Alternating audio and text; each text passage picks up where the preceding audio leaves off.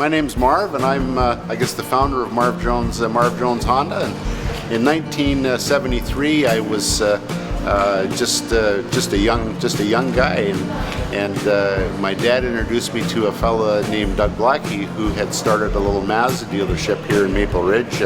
Maple Ridge back in 1973, the Lougheed Highway was 2 lanes, and anybody even from Coquitlam and Burnaby figured they had to pack a lunch to come out here to Haney, as it was called back in those days. So I had written a letter to Honda and said, if you're ever planning on coming, expanding out to the west, that I would be interested in looking at a franchise. And these 2 big guys roll up in a little Honda Civic, back a '74 Honda Civic, I guess.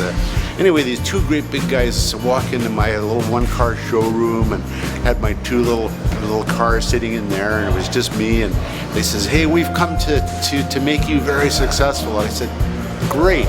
So I signed the franchise right there and then with these guys. In the industry, it's called they closed the sale, and away they went on to look for their next deal, which I think was Pat Latta Honda over in Abbotsford, as a matter of fact.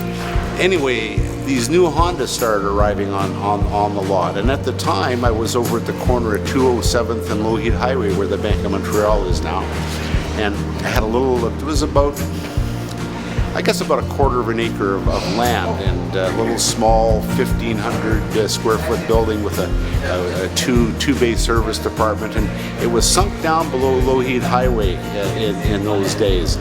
And I got these little Hondas in, and I had the hoods up and the trunks up and balloons flying, and I think I had about 10 or 12 of them lined across the front. And man, oh man, I remember standing at the front door all by myself, and the phone wasn't ringing, and I'm looking out at these cars, and I'm thinking, my dad was right, I'm going to go broke.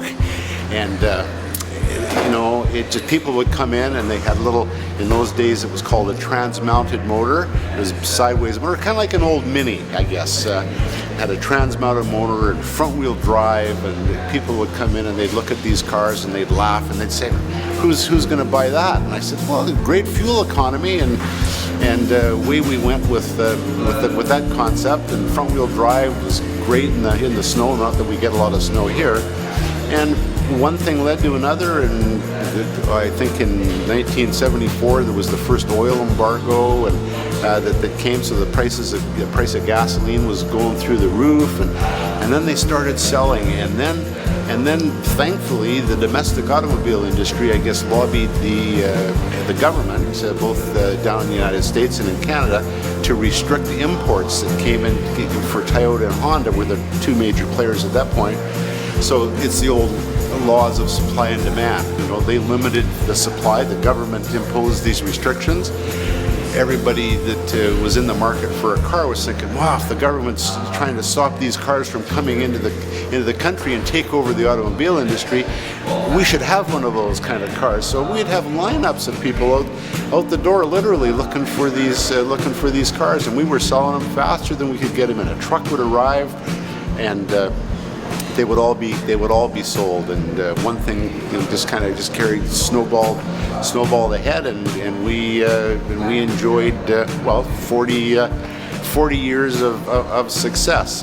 Ironically, when I just drove in now, I was saying to the trucker who was delivering a new Odyssey, a couple CRVs, and a touring edition Accord, I said, wow, I says, you're bringing them in, we're selling 6 a day, but you're bringing in 8 a day. I said, we're running out of places to park these cars.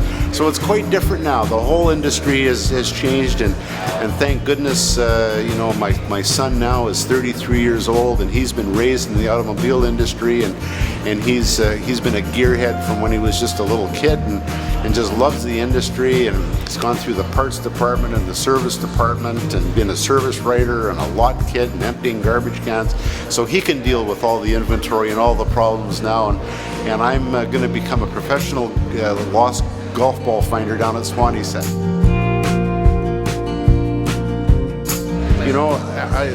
I'm blessed. I truly am.